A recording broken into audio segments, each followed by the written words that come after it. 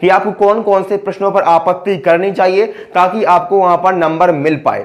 एक नंबर से आपका सिलेक्शन होता है नहीं होता है वाले 1 2 3 4 और 5, इसके अलावा इसको भी हटा सकते हैं तो 6 और 7 प्रश्न ऐसे हैं जिन पर आपको आपत्ति लगानी है और भाई 7 प्रश्न पर आपको नंबर मिलने की पूरी संभावना है। इसके अलावा मैं आपको ऐसे भी प्रश्न बताऊंगा कि जिन पर आपको आपत्ति बिल्कुल भी नहीं करनी चाहिए, क्योंकि काफी सारे ऐसे प्रश्न हैं जिन पर आपको नंबर मिलने वाला, जिन पर नंबर नहीं मिलने वाला विथ प्रूफ। हाय एवरीवन, कैसे हैं आप सभी? स्वागत है आप सभी का शक्ति अकेडमी में।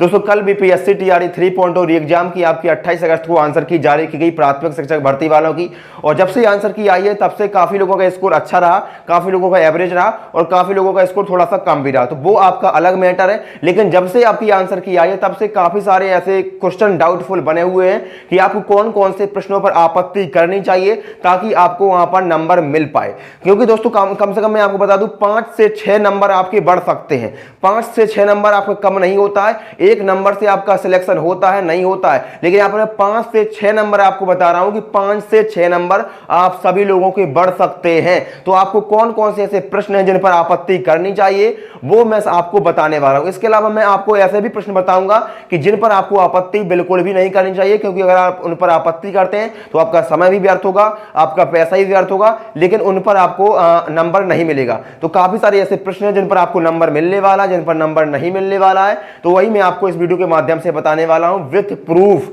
आपको प्रूफ भी दूंगा कि आपको कौन कौन से क्वेश्चन पर आपको ऑब्जेक्शन करना है, आपत्ति करनी है, और आप आपत्ति कर सकते हैं। आपको अपनी आईडी और पासवर्ड से लॉगिन करेंगे और आपत्ति कर पाएंगे। अगर आप लोग मुझे बोलेंगे तो मैं भी आपको आपत्ति करवा दूंगा बीपीएससी को। बस मुझे आप लोगों का सपोर्ट चाहिए होगा।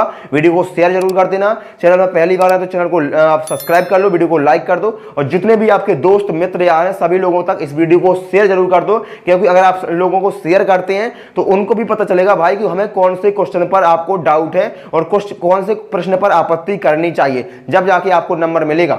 ठीक है, तो सबसे पहले हम बात करते हैं आपत्ति वाले प्रश्नों की। इस वीडियो में हम लोग आपत्ति वाले प्रश्नों की बात करने वाले हैं कि कौन से ऐसे प्रश्न हैं जिसमें आपको आपत्ति करनी चाहिए। तो पहला प्रश्न आप यहां पर देख सकते हैं, मैंने आपको सामने सारे के सारे प्रश्न बताने वाला हूं, और मेरे पास क्वेश्चन पेपर है आपका पीआरटी वालों का, यानी कि प्राथमिक का पेपर आया है, प्राथमिक की आंसर की आई है, तो उसका मेरे पास पेपर है। आप सभी के पास भी पेपर होगा, और मेरे पास सेट नंबर ई है, सेट नंबर ई है, आपको मैंने बता दिया। मैं आपको प्रश्न भी बताता जाऊंगा। अब सेट नंबर ई में क्वेश्चन नंबर 50 आप देख सकते हैं, या आपका जो भी सेट नंबर हो उसमें आप देखिएगा, मैं आपको क्वेश्चन पढ़ के बता देता हूं। तो क्वेश्चन नंबर 50 है आपका अम्लीय वर्षा के लिए। आप साइड में क्वेश्चन भी देख सकते हैं, मैं यहाँ पर मैंने साइड में क्वेश्चन लगा दिया है, आप इसको देखिए। और आप सभी लोगों को इस क्वेश्चन पर डाउट होगा, और आप लोगों ने मुझे इस क्वेश्चन को भेजा भी है काफी लोगों ने, कि आपका है अम्लीय वर्षा के लिए प्रदूषक है। अब काफी लोग इसका लगा के आए होंगे, उपयुक्त में से एक से अधिक यही लगा के आए हैं आप लोग। और जो बीपीएससी ने माना है, आप सभी को पता है कि बीपीएससी ने इसका जो आंसर माना है वो माना है आपका, आयोग ने माना है इसका SO2। ठीक है, अब अम्लीय वर्षा के लिए पूछा है कि अम्लीय वर्षा के लिए प्रदूषक कौन सा है। तो दोस्तों मैं आपको बता दूं कि अम्लीय वर्षा के लिए जो प्रदूषक होते हैं वो आपका SO2 और NO2 जी आपके मुख्य रूप से आपके 2 प्रदूषक होते हैं। लेकिन इसमें ऐसा कुछ भी नहीं बोला कि आपको मुख्य प्रदूषक बताने हैं। इसमें बोला गया है कि अम्लीय वर्षा के लिए प्रदूषक हैं। तो इसमें आपका ऑप्शन क्या है, CO2 है, जलवाष्प है और SO2 है। इसमें से एक से अधिक हो और उपयुक्त में से कोई भी नहीं। तो आपको मैं एक प्रूफ देता हूं जो आपका NCERT कक्षा 7 का प्रूफ है, आप इसको देखिए, इसमें स्पष्ट लिखा हुआ, मैं आपको पढ़ के ही बता देता हूं। देखिए, ये आपके लिए प्रूफ है, आप इस प्रूफ को लगाएंगे वहां पर आयोग के पास, इस प्रूफ को लगाएंगे आपत्ति में, तो आपको नंबर मिलेगा। और इस क्वेश्चन पर 100% नंबर मिलने वाला है भाई। इसमें जो बीपीएससी ने सी माना है, ये आपका सी नहीं होगा, सी नहीं होगा। कौन सा होगा मैं आपको बता रहा हूं। सी तो सही है, लेकिन इसमें आपका मुख्य प्रदूषक बोला है, तो उसको हम बताने वाले हैं। आप देख सकते हैं इसमें प्रूफ भी है, एनसीईआरटी का प्रूफ है, एनसीईआरटी और एससीईआरटी का ही प्रूफ आपको लगाना है। स्पष्ट इसमें लिखा हुआ है कि अम्ल वर्षा से परिचित है। क्या आपने कभी अम्ल वर्षा के क्षतिकारी प्रभावों के बारे में सुना है? जैसा कि नाम से पता चलता है कि जब वर्षा जल में अम्ल की मात्रा अत्यधिक होती है, वर्षा जल का नाम आ गया, तो इसमें आपका जो आपका जलवाष्प है वो भी आपका होगा, यहाँ पर जलवाष्प भी होगा। ठीक है, जलवाष्प होगा। इसके साथ साथ अम्ल वर्षा कहलाती है। वर्षा जल में ये अम्ल कहां से आते हैं? वर्षा जल अम्लीय हो जाता है क्योंकि कार्बन डाइऑक्साइड, देखिए कार्बन डाइऑक्साइड भी बोला गया है, यानी कि CO2 कार्बन डाइऑक्साइड बोला गया है, और सल्फर डाइऑक्साइड तो उसमें था ही। इसके अलावा नाइट्रोजन डाइऑक्साइड NO2 जैसी गैस है, यानी कि इसमें आपका SO2 भी होगा, NO2 भी होगा, CO2 भी होगा और जलवाष्प भी होगा, यानी कि सभी इसमें दिए गए हैं। ठीक है, प्रूफ में सभी लोग दिए गए हैं, सभी आपके जो भी ऑप्शन थे सभी दिए गए हैं और यही आपका क्वेश्चन पूछा गया था कि कौन कौन से इसमें अम्लीय प्रदूषक हैं। ठीक है, अम्लीय प्रदूषक, अम्लीय वर्षागृह प्रदूषक कौन से हैं, तो आपने इसका ऑप्शन नंबर डी लगाया होगा। अगर आपने ऑप्शन नंबर डी लगाया तो बिल्कुल सही होने वाले हैं, यानी कि एक से अधिक ही आपके होंगे, इसमें एक से अधिक होंगे, SO2 अकेला नहीं होगा। अगर मुख्य प्रदूषक पूछा जाता तो आप SO2 पे जा सकते थे, लेकिन इसमें आपको SO2, CO2, जलवाष्प सभी होंगे। तो इस क्वेश्चन पर आपको 100% नंबर मिलेगा भाई, इस क्वेश्चन पर आपको 110% नंबर मिलेगा और इस पर आपको आपत्ति करनी है। ठीक है, अम्लीय वर्षा वाले पर आपको आपत्ति करनी है, नंबर मिलेगा। प्रूफ भी मैंने आपको दे दिया है और सारा का सारा प्रूफ मैं टेलीग्राम पर डाल दूंगा, टेलीग्राम को जरूर ज्वाइन कर लेना और लिंक डिस्क्रिप्शन बॉक्स में दी गई है। ठीक है, अब अगले प्रश्न की मैं बात करूं तो अगला प्रश्न है आपका सेट नंबर ई है मेरे पास। इसमें क्वेश्चन नंबर आप 56 देख सकते हैं। एक क्वेश्चन आप सभी ने देखा होगा, इसमें आप लोगों को डाउट होगा और मैं आपको बता दूं इसमें आपको नंबर मिलेगा या फिर नहीं मिलेगा। तो आप क्वेश्चन पढ़ सकते हैं, एन एम का भाई है, के एम की बहन है, पी ओ का भाई है और ओ एन की बेटी है, पी का चाचा कौन है, ये आपको बताना। चलिए इस क्वेश्चन को सॉल्व करते हैं। इसमें बोला गया है कि एन एम का भाई है, जो एन है वो एम का भाई है, यानी कि एन क्या हो गया, मेल हो गया, एन पुरुष हो गया। अब एम का जेंडर पता नहीं अभी आपको कि एम लड़का है या लड़की है, ठीक है, पता नहीं है। तो एन एम का भाई है, इसके बाद के एम की बहन है, के एम की बहन है। ठीक है, तो के को आपने बहन मान लिए तो माइनस कर दिया। अब के का भी जेंडर पता है आपको, लेकिन एम का जेंडर पता नहीं है। इसके बाद उसने बोला कि पी ओ का भाई है, इसको छोड़िए, वहां बोला गया ओ एन की बेटी है, ओ है वो एन की बेटी है, ओ की एन की बेटी कौन है, ओ है। तो एन का भी आप नेगेटिव कर देंगे, यानी कि एन का भी जेंडर पता है आपको। और यहां पर बोला गया था कि पी ओ का भाई है, पी जो है वो ओ का भाई है, तो पी भी आपका प्लस हो जाएगा, भाई है। अब उसने बोला गया कि पी का चाचा कौन है, तो पी का चाचा ऑप्शन में आपके आयोग ने क्या माना है, आयोग ने एम को चाचा माना है। अब एम चाचा तो हो सकता है, बिल्कुल हो सकता है, लेकिन चाचा कब होगा, जब भाई इसका जेंडर पता होगा, जब ये आपका प्लस होगा यानी कि मेल होगा, तभी तो ये चाचा होगा। अगर पता नहीं, अब आपके एम का जेंडर तो पता नहीं है आपको, अगर सोचोगे कि फीमेल होगा, अगर एम फीमेल होता तो चाचा तो नहीं बनेगा, चाचा नहीं बनेगा तो फिर क्या बन जाएगा, बुआ बन जाएगा।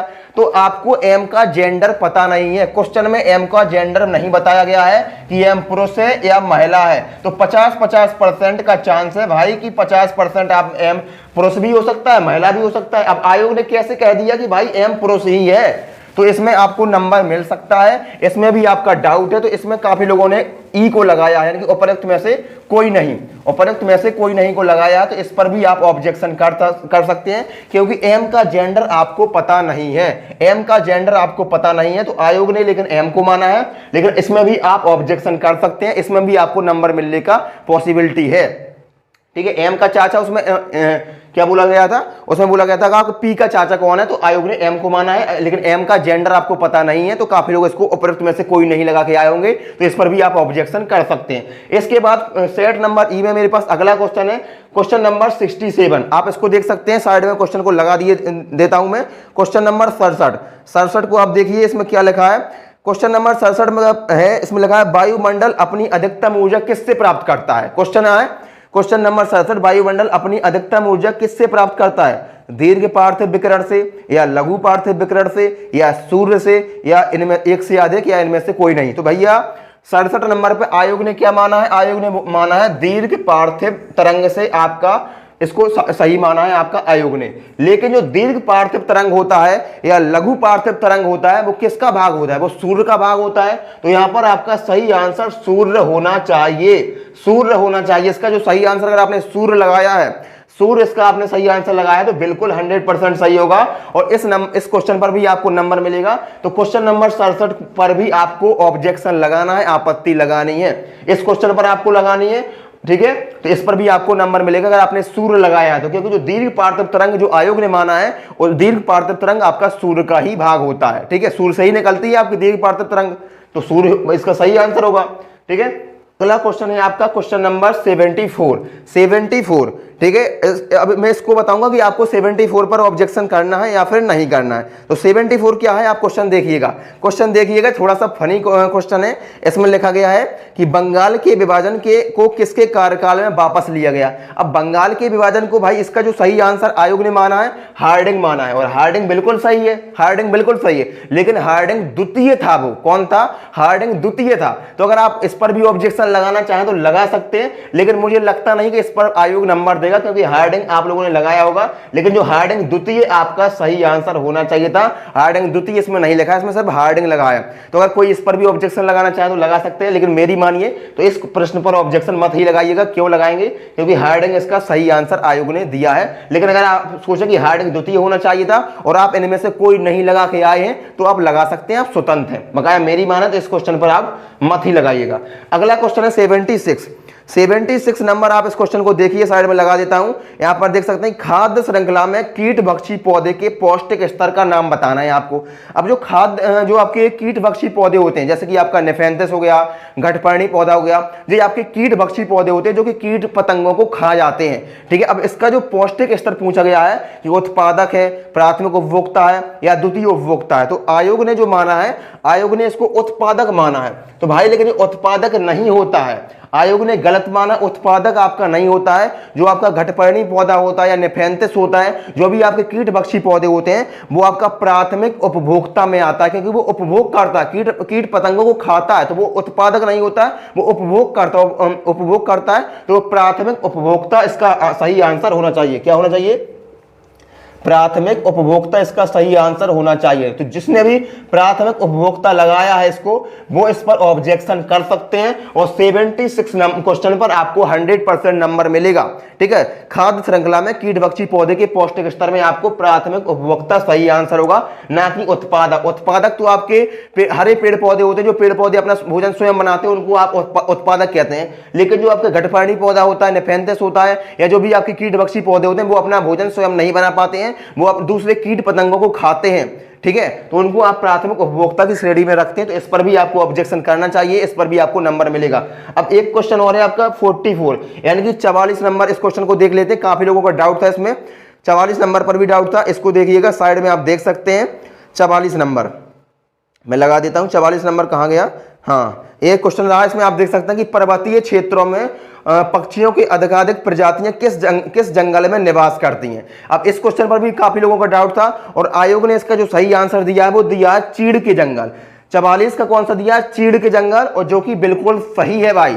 44 का सही आयोग ने आंसर दिया। इस पर ऑब्जेक्शन मत करना, क्योंकि जो भी आपका पर्वतीय क्षेत्रों में पक्षियों की अधिकाधिक प्रजातियां चीड़ के जंगलों में ही निवास करती हैं, और जो आपका एनसीईआरटी में भी दिया गया है। तो आपका चीड़ के जंगल बिल्कुल सही है, इस पर ऑब्जेक्शन मत करना, ठीक है। तो दोस्तों 44 नंबर पर आप लोगों को ऑब्जेक्शन नहीं करना है। इसके बाद अगला जो प्रश्न है वो है प्रश्न नंबर 81। प्रश्न नंबर 81 सेट नंबर ई में मेरे पास है। मैं क्वेश्चन को आपको दिखा देता हूं, क्वेश्चन आपके साइड में है, यहाँ पर आप देख सकते हैं। क्वेश्चन को पढ़िएगा।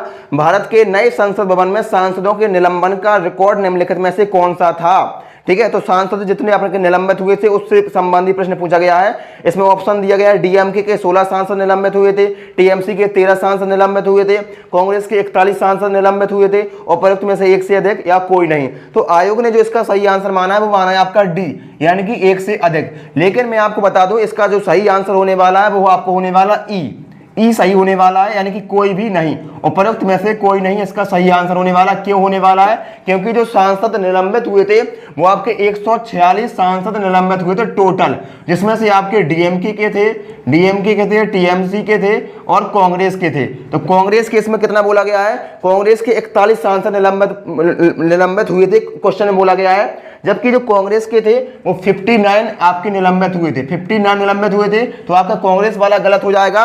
और टीएमसी के मैं बता दूं, टीएमसी के आपके 20 सांसद निलंबित हुए थे और जो आपके डीएमके के आपके 21 सांसद निलंबित हुए थे, ठीक है। तो डीएमके के आपके 21 सांसद निलंबित हुए थे, जबकि क्वेश्चन में आपका 16 बोला गया है, तो ये भी आपका गलत हो जाएगा। टीएमसी के आपके 20 सांसद निलंबित हुए थे, जबकि प्रश्न में आपके 13 बोला गया है, तो ये भी गलत हो जाएगा, यानी कि उपरोक्त में से कोई भी नहीं इसका सही आंसर होगा। तो अगर जिसने ई लगाया है इसका, वो उसका बिल्कुल सही होगा। और इस क्वेश्चन पर भी आपको ऑब्जेक्शन करना है, आपत्ति लगाना है। एक क्वेश्चन नंबर 81 पर भी आपको नंबर मिलेगा। इस क्वेश्चन पर आपको आपत्ति करनी है अगर आपने ई लगाया है तो, ठीक है।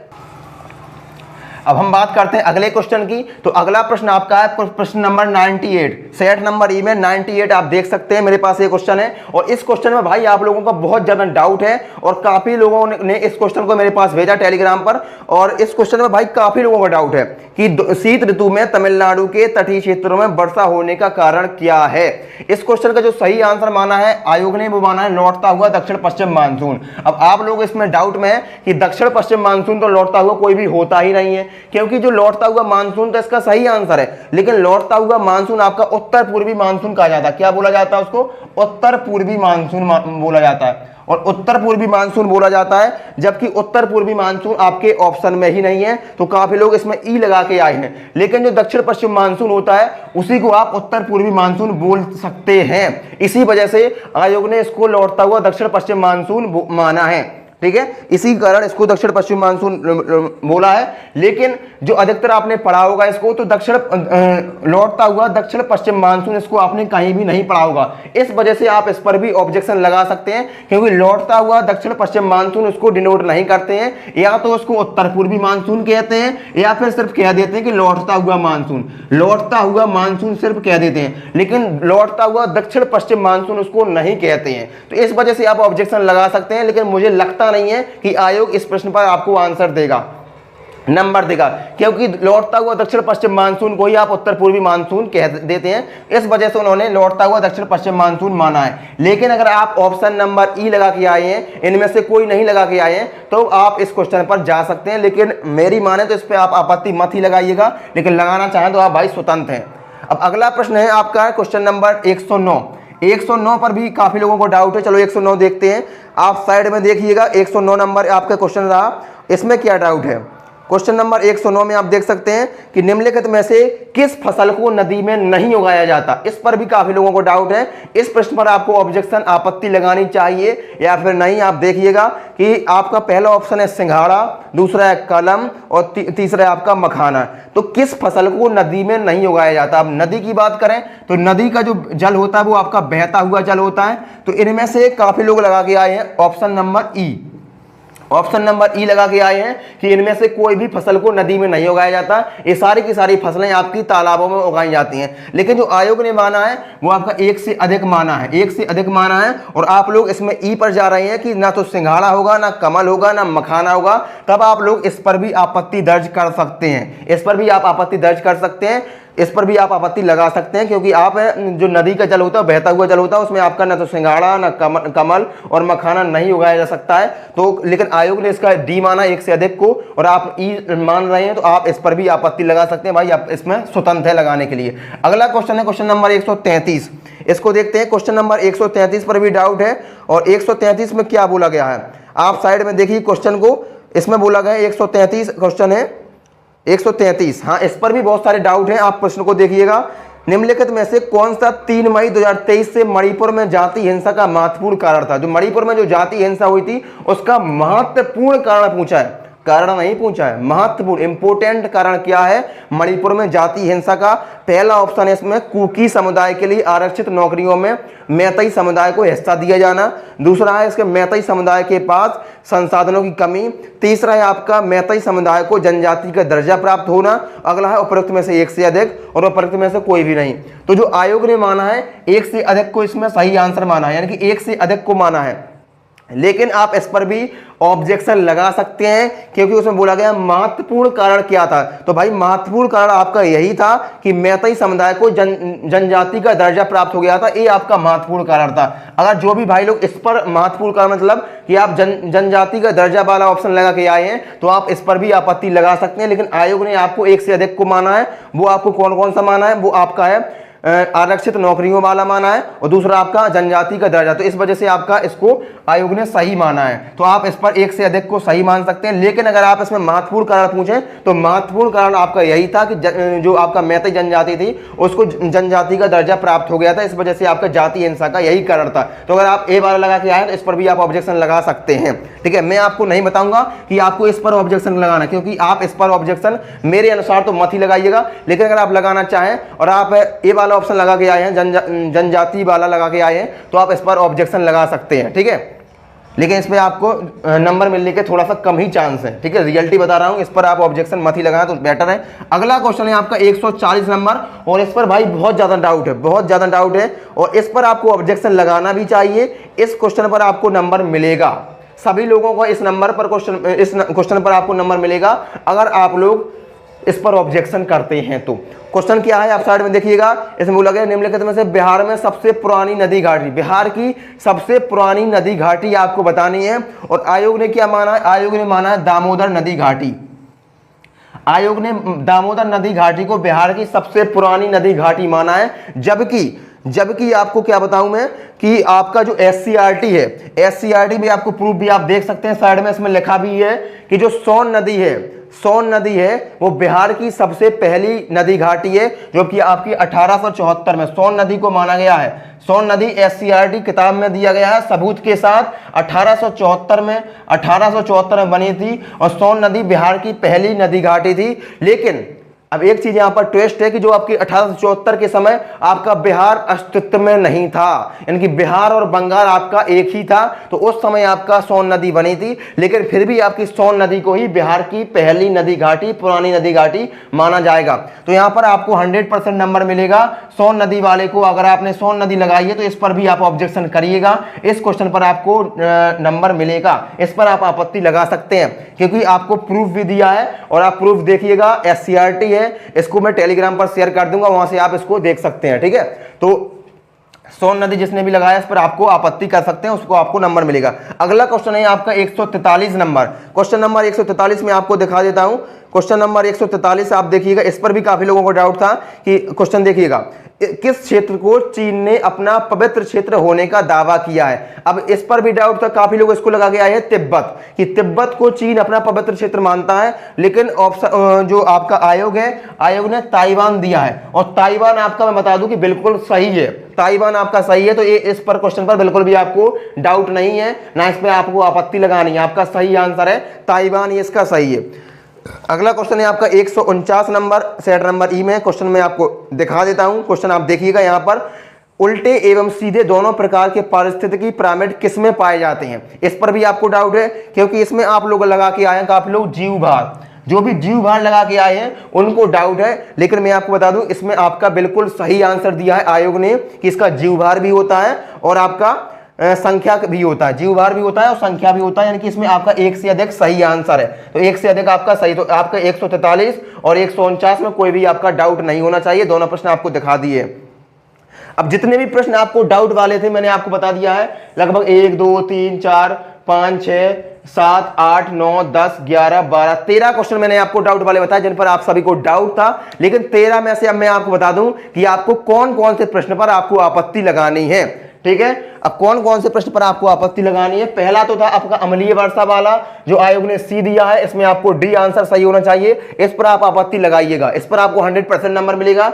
दूसरा है आपका जो जिसमें आपका एम का जेंडर डिफाइन नहीं किया गया था और एम को चाचा मान लिया गया था, हो सकता है वो फीमेल हो, तो फिर चाचा कैसे हो पाएगा, तो इस पर भी आपको डाउट है, इस पर भी आपको आपत्ति लगानी है। इसके बाद क्वेश्चन नंबर 67 जो आपका दीर्घ पार्थिव तरंग माना है, उसमें आपका सूर्य सही आंसर होना चाहिए, तो इस पर भी आप जो आपको आपत्ति लगा सकते हैं। इसके बाद जो हार्डिंग वाला है उसमें भाई हार्डिंग सेकंड होना चाहिए, लेकिन हार्डिंग दिया है तो इस पर आप आपत्ति मत लगाइएगा, क्योंकि इसमें आपको नंबर नहीं मिलेगा और हार्डिंग ही सभी लोगों ने लगाया होगा, तो इस पर आप आपत्ति मत लगाइएगा। लेकिन जो लगाना चाहें तो लगा भी सकते हैं भाई।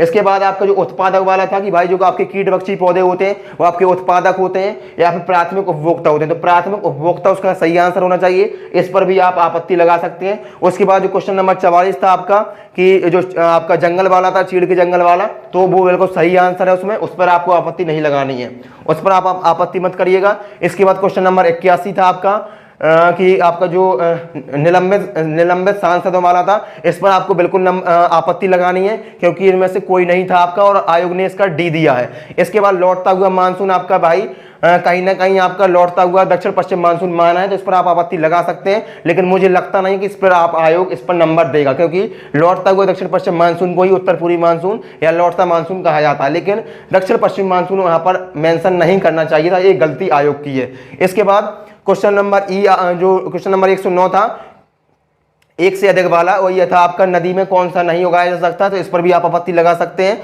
और जो आपका 133 था कि जो मैती जनजाति वाला, तो जिसने महत्वपूर्ण कार्ड लगाया था उस पर आप जा सकते हैं, लेकिन मुझे नहीं लगता कि 133 पर आपको नंबर मिलेगा, तो इस पर भी आप आपत्ति मत लगाइएगा।